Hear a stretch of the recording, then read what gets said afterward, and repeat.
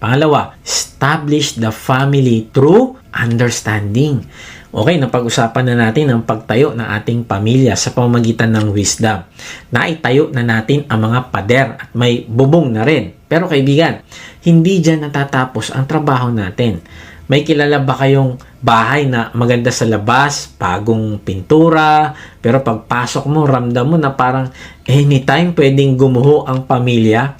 Yung tipong isang maliit na pagsubok lang, isang sakit, isang financial problem, wasak agad kasi hindi sapat na naitayo lang. Sabi sa second part ng verse natin sa Proverbs 24 verse 3, at ito'y naitatag dahil sa kaunawaan. Ano ba ibig sabihin ng kaunawaan? Ang ibig sabihin ng pagtatatag sa pamamagitan ng kaunawaan ay ang pagkakaroon ng malalim na pagkaunawa upang mapatibay ang relasyon at kaayusan ng inyong tahanan. Kung ang wisdom ay yung skill sa pagbibuild, ang understanding o pagkaunawa ay yung paniniguro na matibay at stable ang tinatayo mo. Ito yung structural integrity ng pamilya. Isipin mo ito. Ang wisdom ay parang hollow blocks, semento at pintura. Ito yung nakikita nating structure. Maganda, nakatayo, may forma. Pero ang understanding o kaunawaan, ito yung mga bakal o steel bars na nasa loob ng semento. Hindi mo nakikita ang bakal kapag tapos na ang bahay, di ba? Pero ito ang naghahawak sa lahat para hindi gumuho ang pader kapag lumindol o bumagyo. Ito ang nagbibigay ng structural integrity. Now, kapag ang pamilya ay walang bakal o walang unawaan, mukhang okay sila sa social media, mukhang masaya sa panlabas, pero sa unang pagyanig ng problema, pagkukulang sa pera, sakit o away o pagkakamali ng mahal sa buhay, ay bigla na lang sila magkakabitak-bitak at guguho. Pero tingnan mo ito, kapag may pag-uunawaan naman, kahit anong bigat ng pressure, may bakal na humahawak sa inyo sa loob, hindi kayo bibigay kasi matibay ang kapit nyo sa isa't isa. Ang pagkakaunawaan ay parang isang structural engineer. Siya yung sumisilip sa ilalim. Matibay ba ang lupa dito? Kaya ba nitong hawakan ng bigat ng bubong kapag bumabagyo? Sabi ng theologian na si David Guzik, kailangan ng proper engineering. Hindi lang sa physical na bahay, kundi sa moral and spiritual values ng tahanan. Bakit? Kasi pwede kang magkamali ng tinatayuan. May nabasa akong kwento mula kay Pastor Jeff Strite. Ilang taon na ang nakakaraan, may isang pamilya sa Chicago na excited magpatayo ng bahay. Kumuha sila ng contractors, bumili ng materials, gumastos ng malaki, pero nung tapos na, nalaman nila ang isang nakakagimbal na balita. Ang builder nila nagkamali. Naitayo yung bahay nila sa maling lote. Grabe, imagine mo yon. Ang ganda ng bahay, pero nasa maling lupa. Ang ending, nagbayad sila ng $65,000 sa totoong may-ari ng lupa para lang maayos yon. Sayang, di ba? Nagkulang sila sa pagkaunawa ng foundation at location. They lacked understanding of the foundation and location. Sa buhay pamilya, ganyan din. Pwede tayong magpagod, kayod kalabaw sa trabaho, bili ng gamit, schooling ng mga bata. Pero kung hindi natin naiintindihan saan dapat nakatayo ang pamilya, baka sa huli, magbayad din tayo ng mahal. Not just in money, but in regrets. Ano yung mga regrets na yon?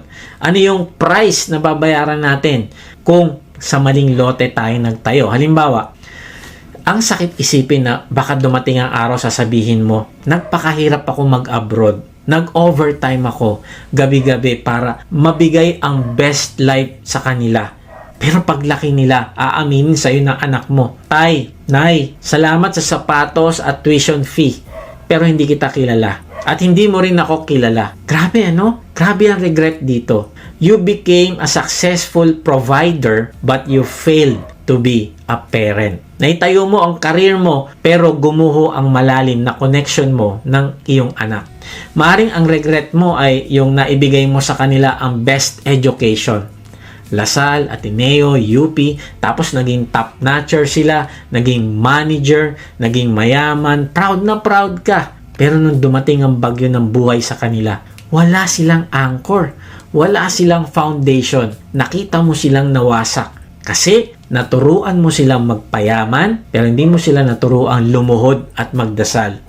Hindi mo na ipakilala ang Panginoong Yesus at hindi mo sila na-disciple. Alam mo, regret dito, you built their net worth but you neglected their self-worth in Christ. O kaya, andun yung pagsisisi na ang ganda ng tiles, ang mahal ng sofa, naka-aircon lahat ng kwarto, pero ang lamig-lamig ng samahan.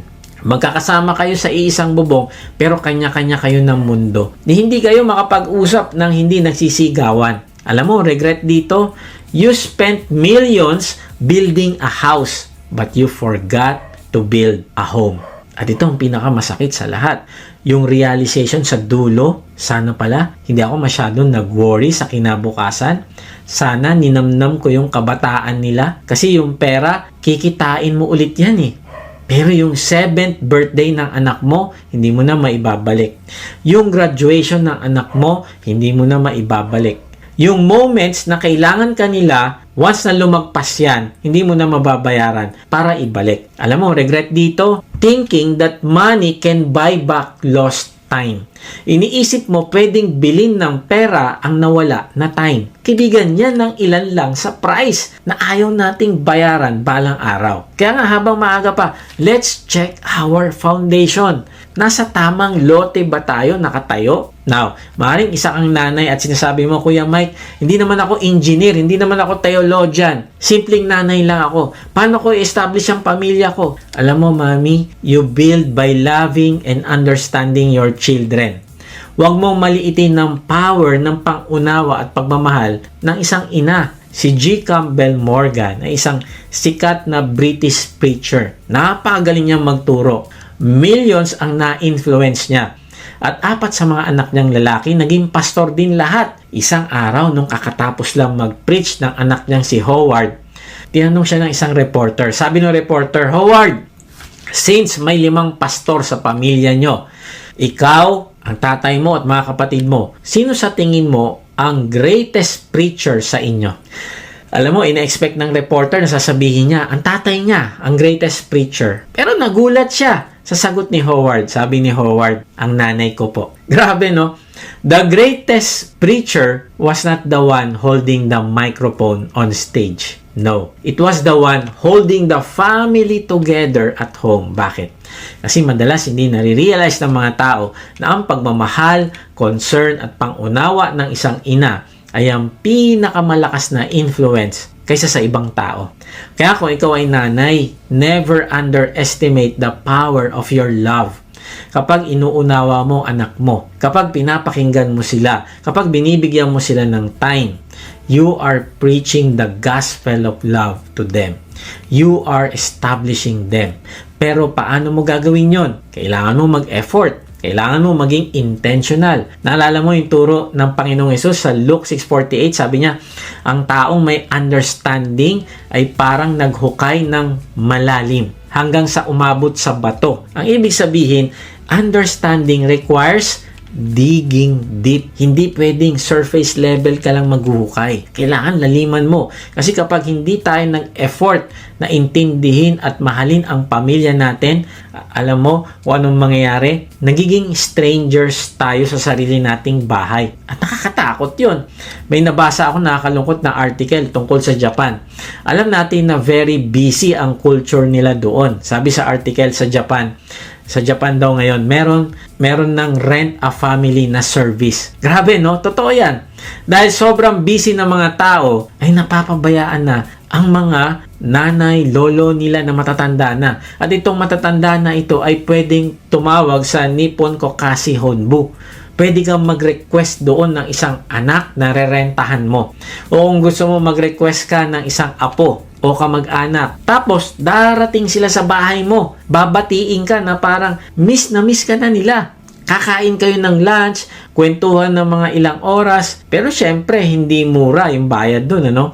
Ang 3 oras ay maaaring magkahalaga ng mahigit 60,000 pesos plus dito sa atin, ano? Tapos idadagdag pa yung gasto sa transportation nila. Alam mo, sabi ng founder na si Satsuki Ohiwa, nung tinanong siya, bakit patok na patok ang business mo? Simple lang ang sagot niya. What is common about our clients is that they are thirsty for human love. Kaibigan, nakakadurog ng puso.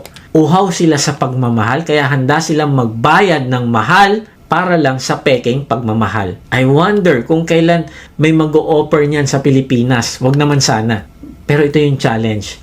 You are already blessed with a family. Don't waste it. Nariyan na ang asawa mo. Nariyan na ang anak mo. Nariyan na ang magulang mo. Libre ang pagmamahal. Pero bakit ang damot natin minsan? Kaibigan, wag mo na antayin mag-rent ka pa ng pagmamahal na peke. Magsimula ka ngayon. Build your family with love and understanding. So, paano natin i-apply ang understanding sa bahay? Invest time. Don't just spend money. Gaya ng natutunan natin sa Japan story. Money can't buy true love. Umuwi ka ng maaga, makipaglaro sa bata, i-date mo, asawa mo. Pangalawa, practice motherly insight. Based sa story kanina ni G. Campbell Morgan, kahit tatay ka, learn to listen with your heart. Alamin mo hindi lang ang grades ng anak mo, kundi alamin mo din ang kanilang mga pangarap sa buhay at alamin mo kung ano yung mga kinakatakutan nila sa buhay. Pangatlo, join a spiritual family. Kung wala ka pang discipleship group, mag-message ka sa amin. You need a support system that understands you and helps you build your home. Kaya nga, ang hamon ko sa'yo, huwag kang maging katulad ng pamilya sa Chicago na nasa maling lote o mga tao sa Japan na nagbabayad para sa pekeng pamilya. Gamitin natin ang karunungan at pangunawa na galing sa Diyos para patatagin ang ating pamilya. Mahalin mo sila habang nariyan pa sila. Establish them with the love of Christ.